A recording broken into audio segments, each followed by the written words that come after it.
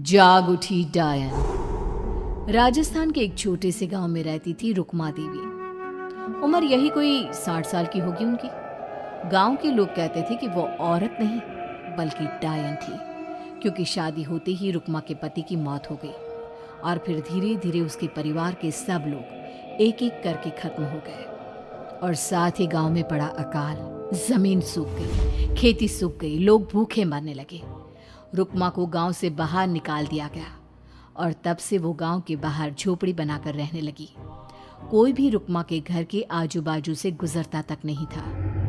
एक दिन गांव के रहने वाले रतन और उसकी पत्नी आनंदी को दूसरे गांव से आते वक्त रात हो गई और अंधेरे में रास्ता भटक के वो रुक्मा की झोपड़ी के पास जा पहुंचे।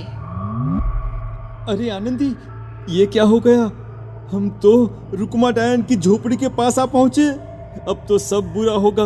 जल्दी जल्दी से निकल यहाँ से। हाँ जी, सही कहते हैं आप। ये डायन हमको खा जाएगी। जल्दी भागो यहाँ से। तभी रुक्मा झोपड़ी से बाहर आती है। अरे रुको, तुम लोग यहाँ मेरी झोपड़ी में आराम कर लो और देखो, इस रास्ते पर आगे मत जाना। हाँ हाँ, हमें आगे जाने से इसलिए रोक रही है ना, ताकि हमें मार डाले तू। अरे ना ना, मैं तो तुम्हारी जान बचाना चाहती हूँ, मेरी बात तो सुनो। डर की वजह से आनंदी और रतन वहां से भाग जाते हैं, लेकिन फिर अगले दिन गांव में खबर फैलती है कि रतन और आनंदी ने अपने घर में फांसी लगाकर आत्महत्या कर ली। वजह क्या थी किसी की समझ में नहीं आया। अगले दिन गांव में जोर का तूफान आया और भयानक तरीके से किसी के रोने की आवाज गूंजने लगी। अरे भाई, लगता है उस डायन रुक्मा ने गांव पे काला जादू कर दिया है। हाँ भाई, मुझे भी ऐसा ही लग रहा है।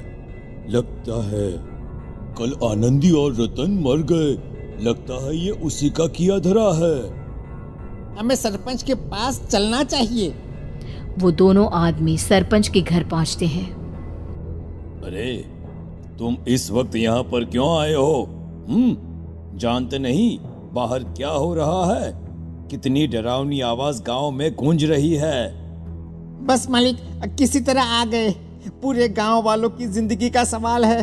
अरे मालिक, ऐसे तो सब एक एक करके मर जाएंगे। तो क्या चाहते हो? क्या किया जाए? मालिक, हमें रुक्मा को मारना होगा। अरे जब तक वो डायन गांव में जिंदा रहेगी, तब तक गांव में ये सब होता ही रहेगा। शायद ठीक कह रहे हो तुम लोग, मगर ये काम करेगा कौन? मालिक, अगर आप कहे तो हम दोनों मिलके इस काम को अंजाम दे दे। बस आपको हमें यकीन दिलाना होगा कि हम पकड़े नहीं जाएंगे। ठीक है, लेकिन बाहर जो आतंक का साया है, उसमें तुम दोनों रुक्मा तक पहुंचोगे कैसे? हैं? क्या तुम्हें डर नहीं लगता? मालिक, आप उसकी चिंता ना करें। काल भैरव का भभूत है हमारे पास। रुक्मा तक पहुंचकर आसानी से मौत के घाट उतार देंगे उसको। हाँ, मैं भी चलूंगा तुम लोगों के साथ। उस डायन को मरते हुए देखने की बड़ी इच्छा है मुझे।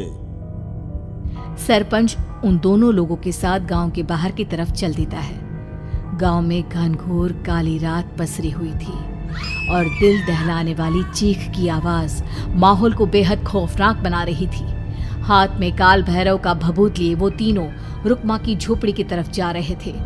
वहां पहुंचने के बाद, ये लो खंजर और पार कर दो इस डायन के कलेजे के अंदर। मालिक, आप बस यहीं खड़े होकर नजारा देखो, आज ना बचेगी ये। हाँ मालिक, ये भभूत अब इसकी जरूरत नहीं है। मैं इसे यहाँ पेड़ की डाली पे रख देता हूँ। लौटते वक्त हमारी रक्षा करेगा। वो दोनों आदमी चुपके से सोती हुई रुक्मा देवी के ऊपर वार करते हैं। एक जोरदार चीख से वो इलाका गूंज उठता है, लेकिन अचानक रुक्मा के शरीर से जो खून बहता है उसका रंग नीला था। ये देखकर वो दोनों आदमी डर से कांपने लगते हैं। अरे अरे अरे अरे, ये क्या? अरे इसके खून का रंग तो नीला है। अरे तो क्या हुआ? डायन जो ठहरी, इंसान नहीं है ये। और आज इस बात का पक्का यकीन हो गया है। मर गई चुड़ैल, मर जाने दे। चल सरपंच साहब को जाकर ये खबर सुनाते हैं। वो दोनों जैसे ही बाहर आए, उन्होंने देखा सरपंच की लाश पेड़ पे लटकी हुई थी।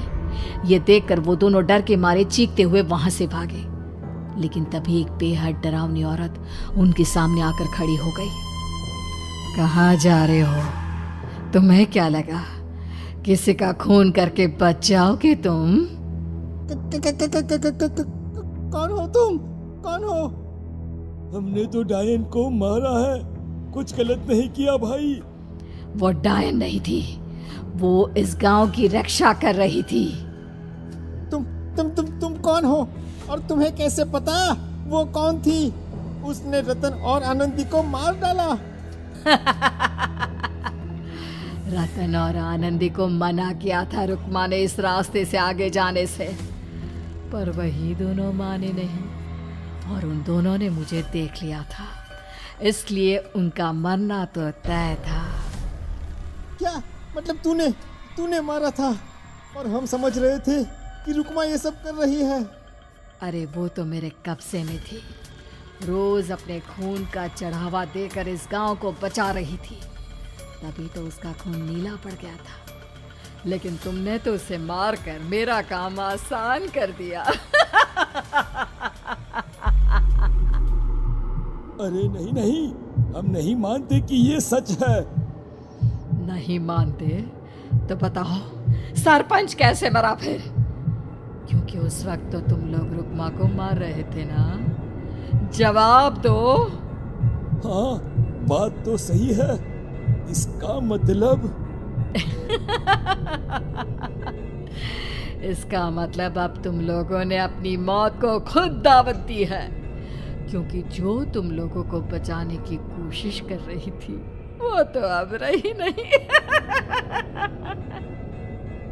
अरे लेकिन कौन है वो जो हम लोगों को मारना चाहता है? आत्मा, रुक्मा के घर वालों की आत्मा। वो लोग कोई आम आदमी नहीं, खूनी भेड़िए थे और रुक्मा ने उनका ये राज जान लिया था।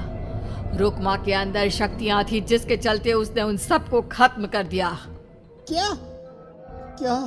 अरे लेकिन पूरा गांव तो समझ रहा था कि रुक्मा अपने घर वालों को खा गई।